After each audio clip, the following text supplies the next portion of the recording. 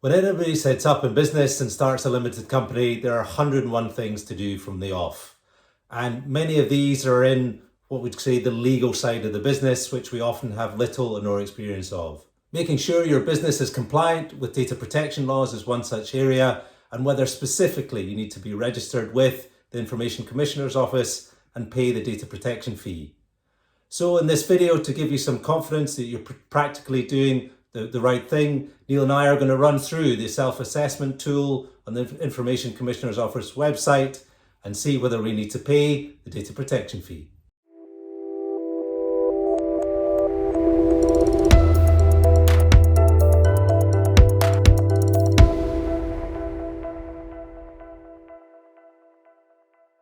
Welcome back to the Basics of Business channel, everybody. And having focused on finance recently, in the next few weeks, we're going to look more at the legal side of things when it comes to running a limited company. You know, when it comes to the legal side of things, people often tend to get quite hesitant and sometimes downright fearful when it comes to dealing with these things. So before we log on to the Information Commissioner's website, just quickly running through what is the data protection fee and who needs to be registered with the Information Commissioner's Office.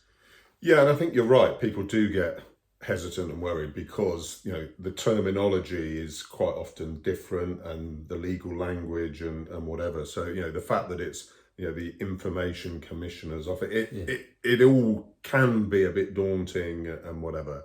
But yeah, so who needs to do it and what is it? So any organisation that is storing, using any personal data of people needs to register. So that's whether it's a limited company, sole trader. So everyone needs to be mindful of it and check. As you say, we're about to log on to the site and there is a very simple sort of tool for you to use to see whether you have to pay. And then there's different levels depending on how much you're using the data as the fee you have to pay to the ICO.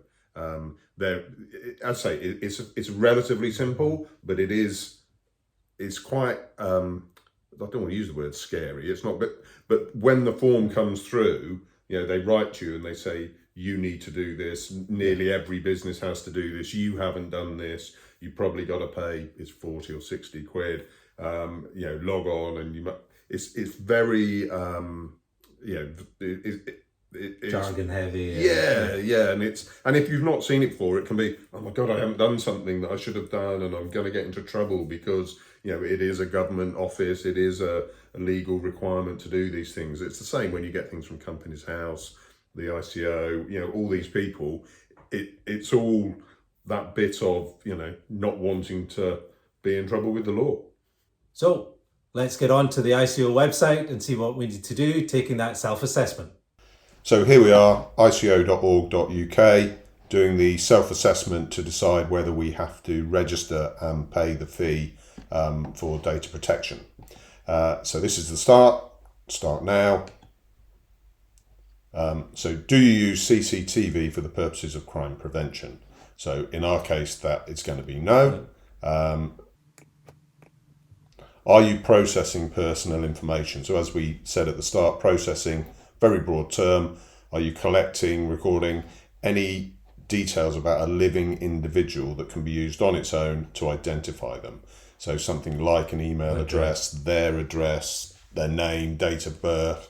I think anything like that would be a yes. So this is probably a good opportunity, as in we'll put the link in the description and also in the pinned comment. If you want to sign up to our email list, please do it. And by that action, we are processing personal information because that email address can be tied back to you. So that's a yes from our perspective.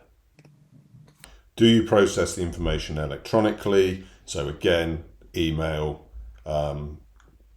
is obviously the obvious one. So again, for us, that will be a yes. Is your organisation responsible for deciding how the information is processed? Then the answer there for us is yes, because it's up to us as to how we do it. Do you only process information for one of the following? Judicial, is it only personal to maintain? So in our case, the answer to that is no, we're not doing that. It is a business purpose. Are you a not-for-profit organisation? The answer is no. I think you have to say no even if you're not making a profit, but you wanted to make a profit. Yes. Are you processing information for any of the following purposes? So as you can see, there's a long list of things. So this would be just finding what your business does, essentially, Yeah. I think, from that perspective. So the easiest one, I think, is just Consultancy, there. is it? Advisory, yeah. Putting in there. You need to pay a fee, so we need to now register. So as I say, I mean, a pretty straightforward process. As I say, there's guidance, as you saw through there, if you need to read it in a bit more detail. But it is a straightforward process, and not one to be scared of.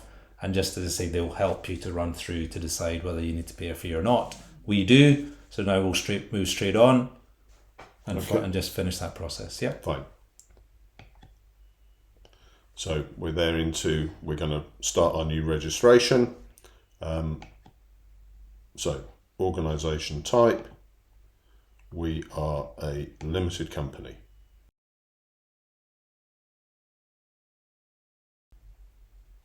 There we go. Pulls in the details from Company's House.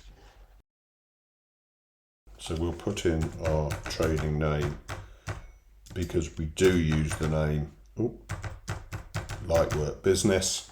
Are you a public authority? We're not a public authority. Is your organisation a charity? No. Are you a pension scheme? No. Do we have 10 or fewer members of staff? Yes. We've got to pay £40 for the year. Okay. Main contact details, person who's responsible for paying the fee. So let's take.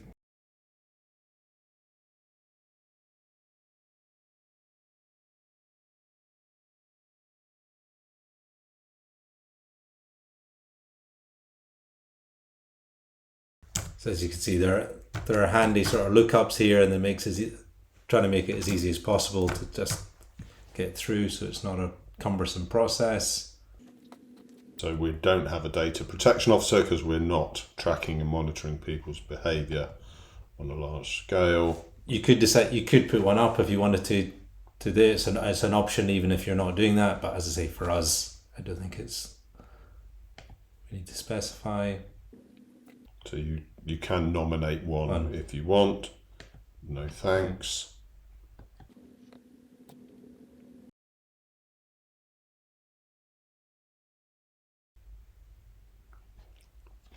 Check the answers. So there we go.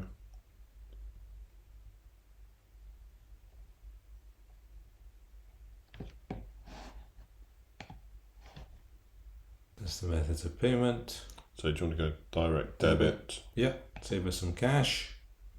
Your application has been sent.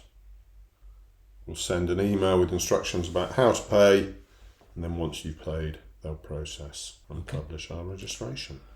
So not difficult at all to do. Just run through. It's quite a straightforward process. You get guidance all the way through, and the lookups there with Company's House and things make it quite straightforward. So although, as I say, legal things, as we said at the outset, can be sort of a bit fraught, and people that one there when it comes to data protection and registering with the ICO is pretty straightforward. And just one to tick off the list. Yeah. So that's it for this video, and one of the key steps you need to take after setting up your limited company. If you want to see what else you need to do, tap on one of those boxes on the screen, and we'll see you shortly in another video.